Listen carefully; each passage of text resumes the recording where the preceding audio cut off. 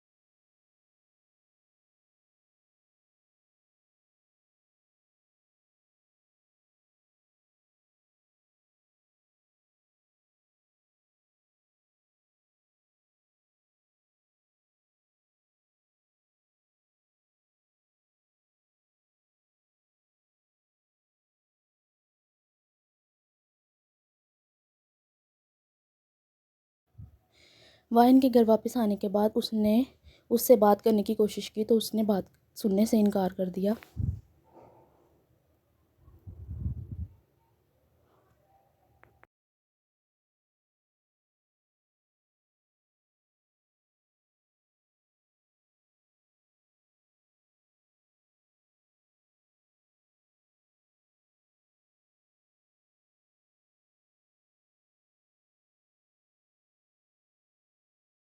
जंकू को कुछ ज़रूरी मीटिंग्स और चंद ज़रूरी कामों के लिए आउट ऑफ सिटी जाना पड़ा। वहाँ जाके भी वो वाइन के उसके ख्यालात के लाज़मी हिस्सा बनी रही।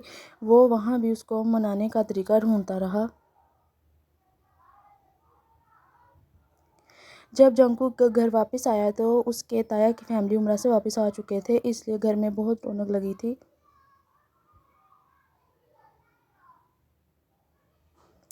वो सबसे मिलके अपने रूम में आया। दोपहर का वक़्त था। इसने अपना खाना भी अपने रूम में मंगवा लिया और थकन उतारने की गर्ज से बेड पे लेट गया। जब वो घर आया तो तब भी वंस उसे नज़र नहीं आई। शायद वो अपने रूम में थी। उसके बारे में सोचता सोचता वो फिर से सो गया।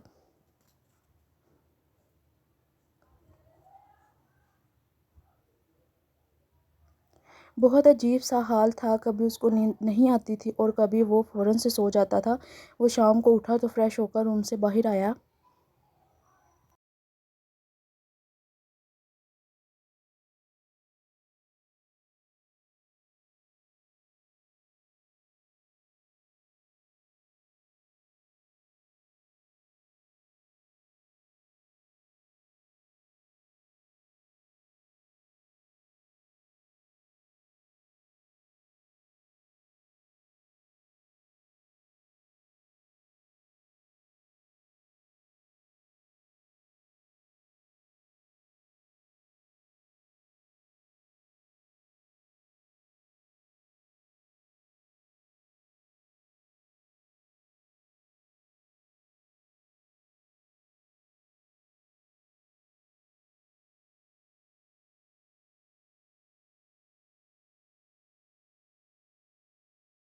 और अपने दिमाग में सोच रहा था कि इसने ब्राइडल ड्रेस किसके लिए लेना है, किसकी शादी है। इसको अभी तक समझ नहीं आ रही कि ये सब कुछ क्या हो रहा है।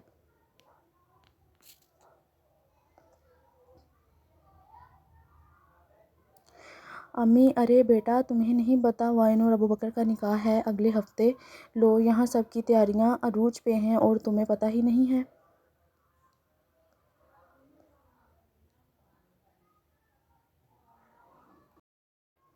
To be continue part 5।